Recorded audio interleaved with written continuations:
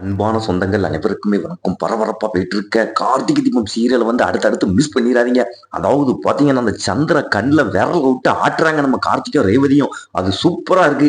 அதாவது பாத்தீங்கன்னா எப்படியாவது ரெண்டு பேரும் ஒன்னா இருக்கிறத சாமுண்டி சிவத்தை நிரூபிச்சிடணும் அப்படின்னு சந்திரா நினைச்சா நம்ம கார்த்திகை அதை கண்டுபிடிச்சி அப்படியே அந்த சந்திராவுக்கு ஆப்பு வச்சு விட்டாரு. அது வேற லெவல். அதான் ஒரு குட்டி புறமா பார்க்க போறோம். அதுக்கு முன்னால ஃபேமிலி சீரியல் சேனலுக்கு வந்து லைக் பண்ணாங்க, லைக் பண்ணுங்க, சப்ஸ்கிரைப் பண்ணுங்க.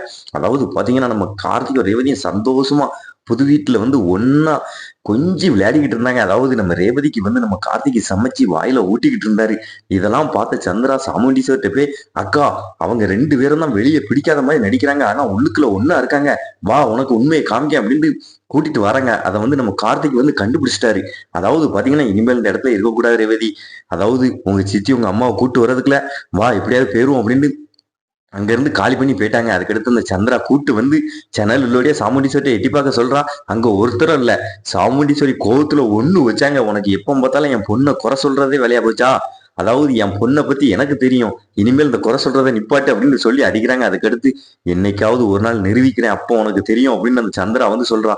தரமான எபிசோட மிஸ் பண்ணிடுறாங்க. மறக்காம நம்ம சேனலுக்கு வந்து லைக் பண்ணுவாங்க, லைக் பண்ணுங்க, சப்ஸ்கிரைப் பண்ணுங்க.